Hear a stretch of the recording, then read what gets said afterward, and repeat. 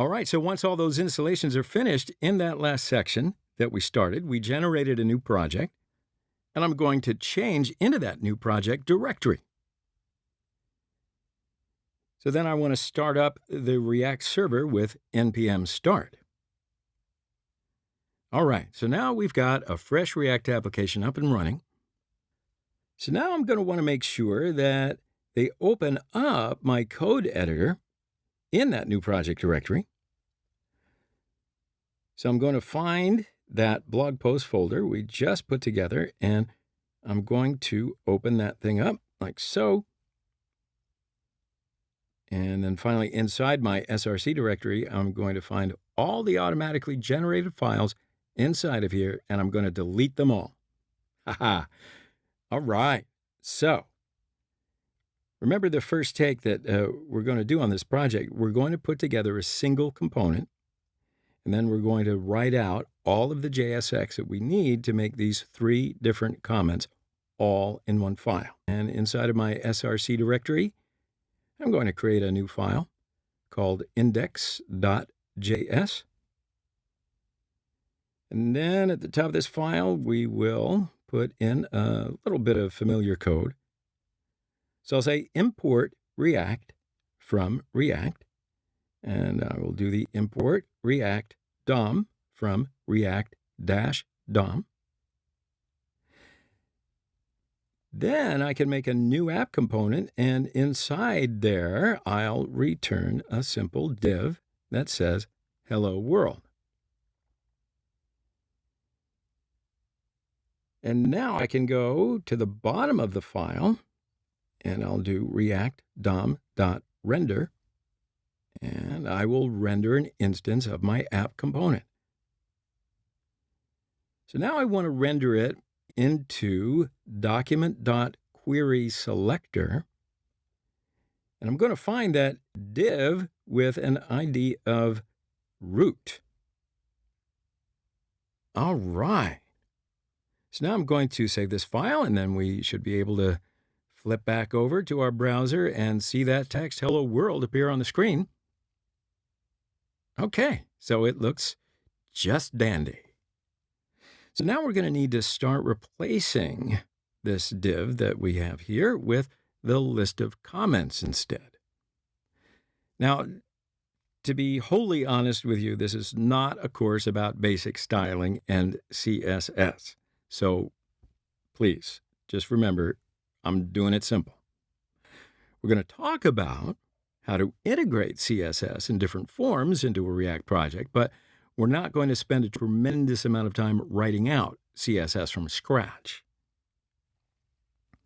So what does that mean? When I look at this list of blog comments right here, there's going to be a fair amount of CSS styling that we're going to have to do.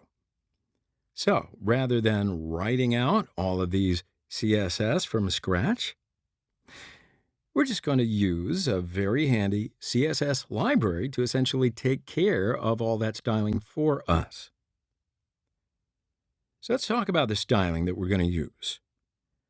First, we're going to navigate semantic-ui.com. Okay. I'm going to open up a new browser tab and navigate to semantic-ui.com. Semantic UI is an open source styling or CSS framework. And you can click on this menu button on the top left side and then scroll through all of these different elements that are provided here for you. You can click on any of them and take a look at some of the default styling that you can get if you make use of this Semantic UI library. So it's just a CSS file that's going to give us a little bit of default styling. Now, if we make use of Semantic UI, we can essentially get all of the styling that we need for free without having to waste a lot of time on it. Now, if you want to exercise your design skills, that's something different. So with that in mind, let's just install Semantic UI. Okay, so now we could install the Semantic UI following the Getting Started documentation here, and it tells us how to put all of this stuff together from scratch using build tools, but there's definitely a much easier way to install this. So for that, my friends, we're going to navigate to Semantic UI CDN. So if you open up a new browser tab, you can search for Semantic UI CDN. And then the first link that you'll see right here will probably be something like cdnjs.com. All right, you see it? So if you follow and you click on that, it will just take us to a page that lists all of the different versions of that Semantic UI library. See, so that's nice and easy to use. That way we don't have to do any additional build steps or anything like that. Now you'll also notice here that there's many different versions of this library. So we're going to look for something called semantic.min.css. And you can probably just scroll down and look for it on the list. Now, if you can't find it in the list, you can always hit Command F, do a quick search. There it is, semantic.min.css, just like that. So now we're going to copy that link right here. Now, this is a link to a publicly hosted version of the Semantic UI at CSS file, so we can very easily use that inside of our project. So I'm just going to quickly copy it over here for the min.css file, and then I'll just paste it inside of the HTML file that is currently used for our project, which is inside of that public directory. So inside of public, I'll find index.html, and then we're going to add this CSS file into our head tag as it would just any other CSS file.